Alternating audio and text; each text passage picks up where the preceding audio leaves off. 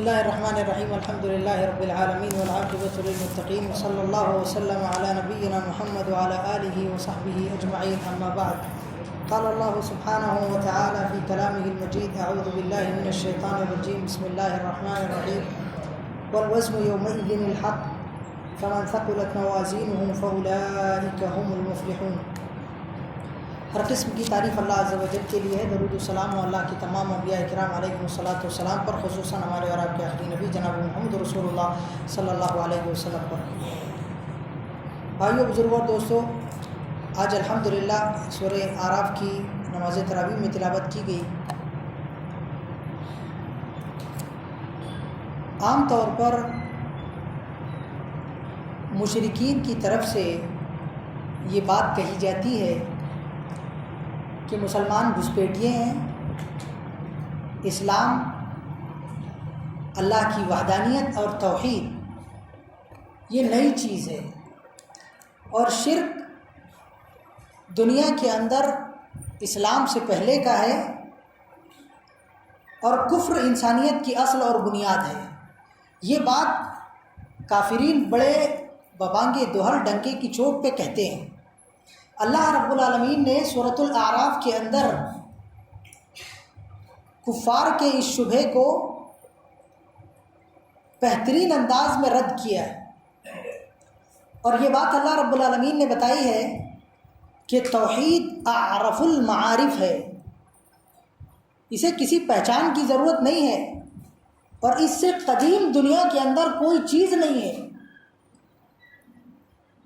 چنانچہ اللہ عز و جل نے سورہ اعراف کے اندر یہ بات بتائی ہے کہ جتنی انسانیت کی تاریخ قدیم ہے، توحید کا رشتہ بھی انسانیت کے ساتھ اتنا ہی قدیم ہے۔ اسی لیے اللہ رب العالمین نے سورہ اعراف کے اندر عہد اول کو ذکر کیا، یعنی وہ عہد و پیمان جو اللہ رب العالمین نے دنیا کے اندر انسانیت کو بپا کیے جانے سے پہلے انسانوں سے لیا تھا۔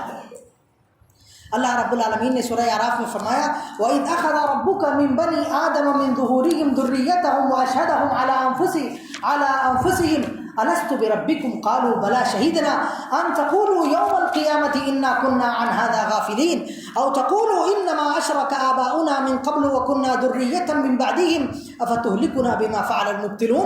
اللہ رب العالمین نے حضرت آدم علیہ السلام کی پشت سے ذریت آدم کو نکالا، اور ان کو نکال کر ان سے عہد و پیمان لیا اور پوچھا بتاؤ کیا تم اس بات کا اعتراف کرتے ہو کہ تمہارا میرے علاوہ کوئی معبود نہیں ہے؟ ساری ذریت نے آدم علیہ السلام نے اس بات کی گواہی دی کہ اللہ تو ہمارا معبود حقیقی اور ہمارا رب ہے، تیرے علاوہ ہمارا کوئی معبود نہیں ہے۔ اللہ رب العالمین نے یہ اعتراف اس لیے کروایا کہ مبادا کل کو جا کر کے انسانیت دنیا میں پہنچ کر یہ نہ کہنے لگے کہ کفر قدیم ہے اور توحید جدید ہے، یہ نہ کہنے لگے کہ کفر ہمارے آبا و اجداد سے ہمیں وراثت میں ملا ہے اور توحید دنیا کے اندر نئی چیز ہے۔ اور حتیٰ کہ قیامت کے دن اللہ کے پاس میں آنے کے بعد میں بھی اللہ رب العالمین سے حجت و تکرار کرنے لگے کہ اللہ ہمارے آبا و اجداد نے بزرگوں نے کیا تو ہم ان کے راستے پہ چل کے شرک کریں، ہمیں کیا معلوم تھا؟ یہ نہ کہو قیامت کے دن۔ اسی لیے اللہ رب العالمین نے یہ بتا دیا کہ دیکھو دنیا کے اندر تمہارے آنے سے پہلے ہم نے تمہیں توحید دے دی تھی، حتیٰ کہ جب تم دنیا کے اندر آئے تب بھی تمہاری 10 نسلیں، 10 پشتیں، 10 قرون ایسے گئے جو سارے کے سارے موحدین تھے۔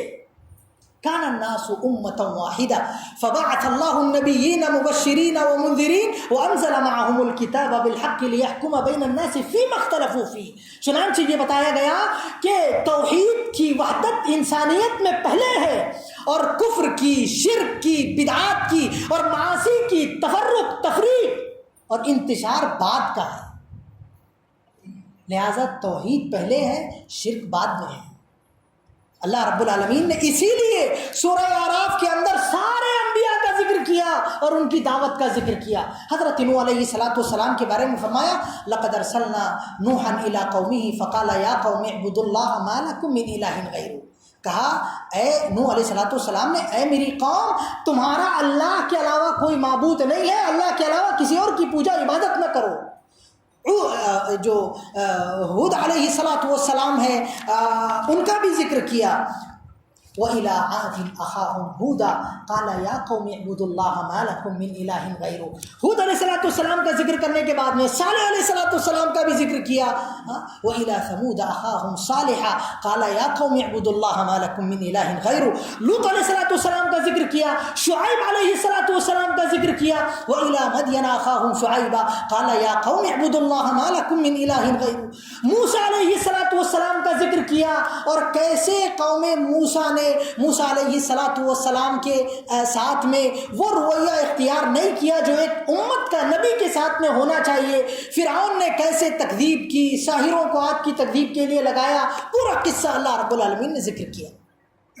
اور یہ ذکر کرنے کے بعد میں اللہ رب العالمین نے یہ بات بتائی کہ دیکھو یہ انبیاء کی تکذیب کرنے والے کہاں ہیں، توحید کا انکار کرنے والے اور شرک کو اپنے سینے سے لگانے والے، اللہ کے علاوہ غیر اللہ کے ہر ایرے گہرے نتھو کھیرے اور پتھر کے سامنے اپنی پیشانی اور جبین کو خم کرنے والے کہاں ہیں.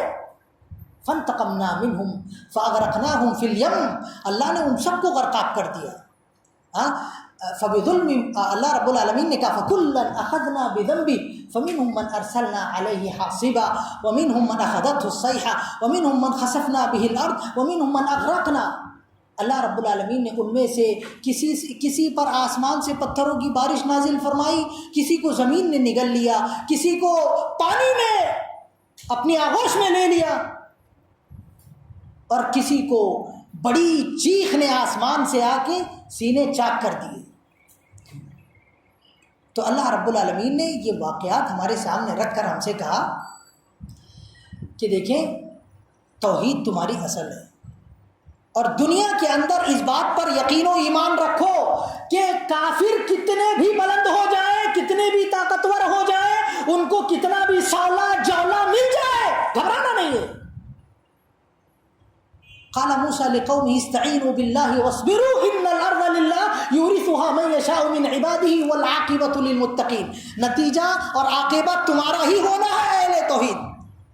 اللہ رب العالمین نے وَلَقَدْ كَتَبْنَا فِي الزَّبُورِ مِن بَعْدِ الذِّكْرِ أَنَّ الْأَرْضَ يَرِثُهَا عِبَادِيَ الصَّالِحُونَ. تم اللہ کے اگر صالح بندے ہو تو زمین تمہاری ہی وراثت ہے. اللہ رب العالمین نے کہا ہے وَلَقَدْ سَبَقَتْ كَلِمَتُنَا لِعِبَادِنَا الْمُرْسَلِينَ إِنَّهُمْ لَهُمُ الْمَنْصُورُونَ وَإِنَّ جُنْدَنَا لَهُمُ الْغَالِبُونَ. اللہ نے لکھ دی ہے، ساری کتابوں میں یہ بات لکھ دی، تورات میں، انجیل میں، زبور میں، فرقان میں، قرآن میں، صحف موسیٰ میں، صحف ابراہیم میں، سب جگہ لکھ دی ہے کہ میرے صالح بندے ہی غالب آئیں گے. كَتَبَ اللَّهُ لَأَغْلِبَنَّ أَنَا وَرُسُلِي إِنَّ اللَّهَ قَوِيٌّ عَزِيزٌ. اللہ نے یہ بات کہہ دی ہے، لہٰذا میرے بھائیوں گھبرانے کی ضرورت نہیں. سورت کا اختتام بھی اللہ نے اسی لیے سجدے کی آیت سے کیا. ان الذین عند ربک لا یستکبرون عن عبادتی. لہٰذا اللہ نے کہا کہ تم تکبر نہ کرو جیسے تم سے پہلے کی قوموں نے تکبر کیا. اللہ رب العالمین کی خوب عبادت کرو. اور یہ دنیا کے چکر میں، کافروں کے چکر میں، ان کے سولے اور جولے کے چکر میں فلا یغرنک تقلب الذین کفروا فی البلاد، وہ آپ کو دھوکے میں نہ ڈالے.